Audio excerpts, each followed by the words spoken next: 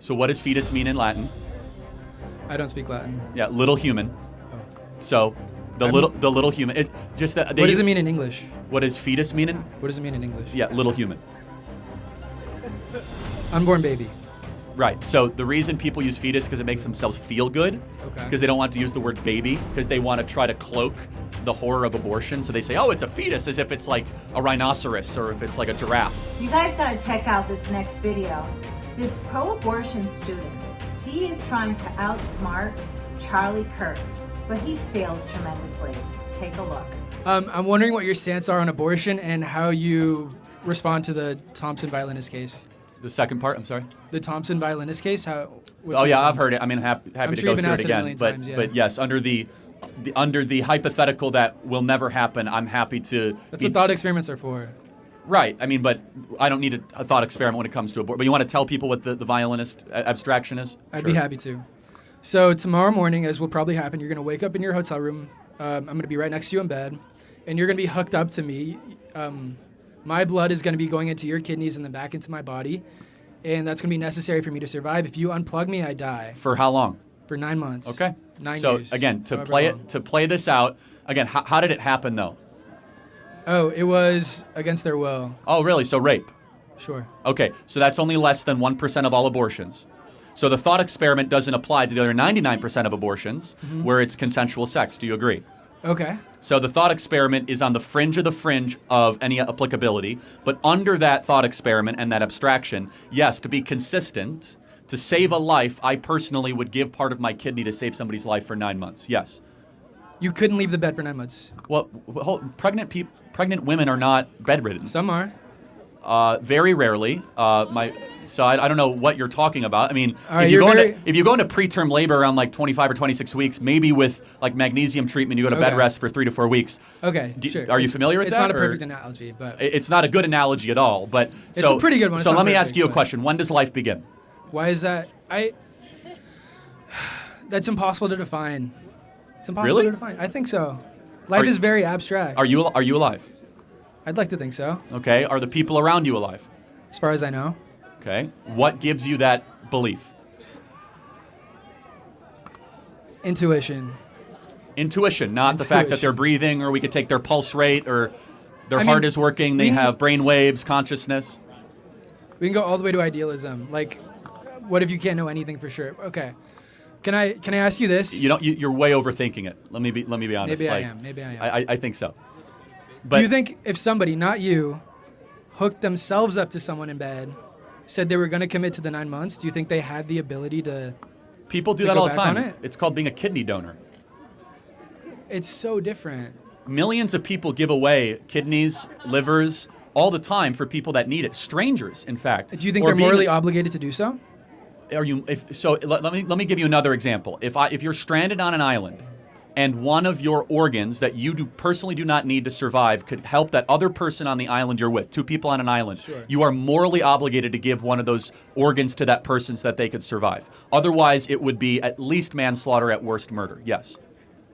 Okay. Well, I think it's just a difference of opinion at that point. I think you'd be a very, very good person to do so. Maybe even just okay. So we agree. So there's a morality. So we have now built a good. Yeah. In sacrificing something you might not need but can inconvenience you to help somebody else. Mm-hmm. So therefore, is the inverse bad?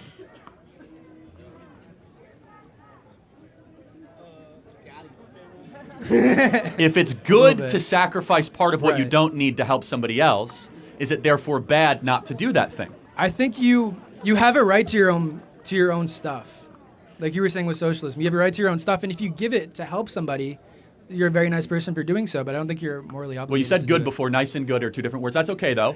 But so if you have, let me ask you another question. It's just another hypothetical. You happen to be in a deserted town. Somebody's starving to death. They haven't eaten for 30 days. You happen to have, 2 Big Macs. You really want them both, and that Big Mac will save their life. If you don't give that Big Mac and they starve to death, what kind of a person are you? Kind of a shitty person. So how is that any different than somebody saying, hey, a woman saying, I'm pregnant, it's not what I wanted. I might have to go through 9 months that might not be the easiest 9 months of my life, but another human being gets to enjoy the beauty of life. I think you can be an ass without doing anything morally wrong. Does that make sense? And at this point, I think we just Okay, differ. yeah, I mean, being a jerk and being evil are two different things. I would agree. But terminating a baby is not being a jerk. Fetus. So what does fetus mean in Latin? I don't speak Latin. Yeah, little human. Oh. So the little human. What does it mean in English? What does fetus mean in? What does it mean in English? Yeah, little human. Unborn baby. Right. So the reason people use fetus because it makes themselves feel good. Okay. Because they don't want to use the word baby because they want to try to cloak the horror of abortion. So they say, oh, it's a fetus, as if it's like a rhinoceros or if it's like a giraffe. No, it's the same species as a human. It's just not as big as you are or as advanced as you are. So it feels better to be able to terminate that being. But I could see her coming after this in a good way.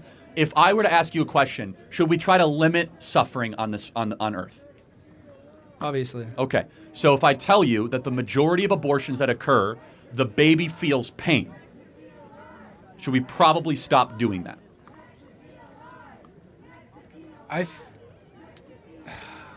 Well, it's not that simple, obviously. You're making it simple, because obviously giving birth causes a lot of pain too, and if you try to... No, I'm making the complex simple, because it's actually not that complex. Okay. Here's what college does, is it makes the very simple moral questions so complex that you have to keep on borrowing money you don't have, to keep on getting these degrees, to overthink good and evil, that somebody on the side of the street can easily say murder is wrong. You guys, this topic about abortion just really makes me so angry.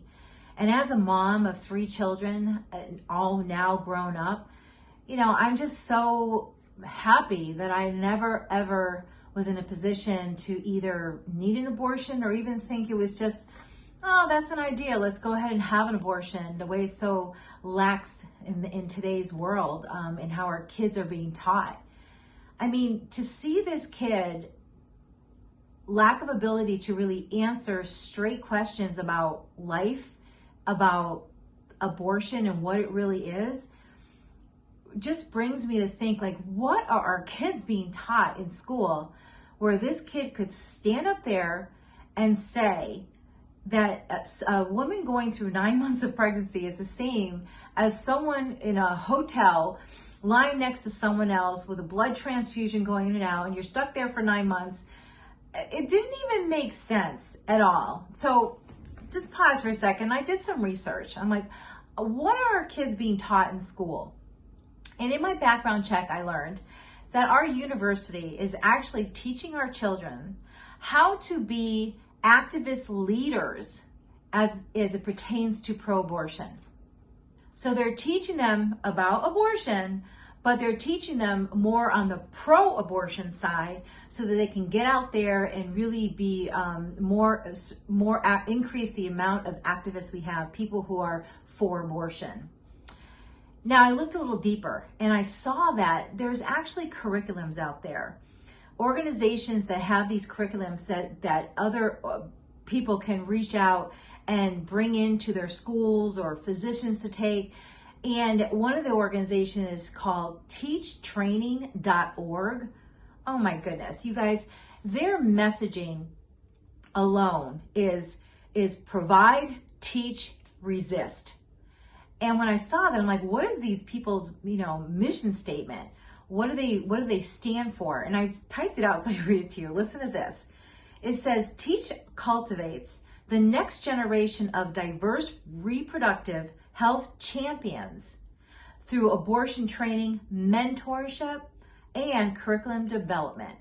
So these organizations are actually going into are allowing our school system, our teachers, our board to grab their curriculum to teach our children, and they're actually providing mentorships where they can go into and do interns at these organizations that provide or do or support, administer abortions, so that our children are not just being taught in school, but they're actually put in an environment to really learn more about it firsthand. So now fast forward to the video we just saw. For this guy to just think that a person who is, in general, a woman who is pregnant can be bedbound for 9 months. I mean, what percentage of that?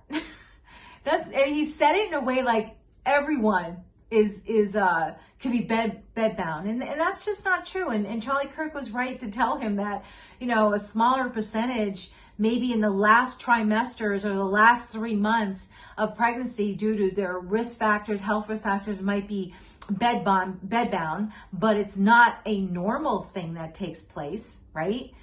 And then this is another thing on how our kids are just so brainwashed, from our school system. He couldn't even answer, like, when are you, what was the question Charlie Kirk asked about, when are you alive? Like, how do you know you're alive, or something like that?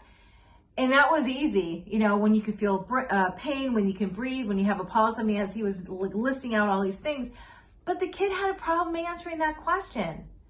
So it really, as a mom, as someone who gave birth to 3 children and would never even thought of an abortion, as a mom who has kids out there, they're being brainwashed on one side about abortion, and they are not being told the whole story to even answer a question about how do you know if a person is alive.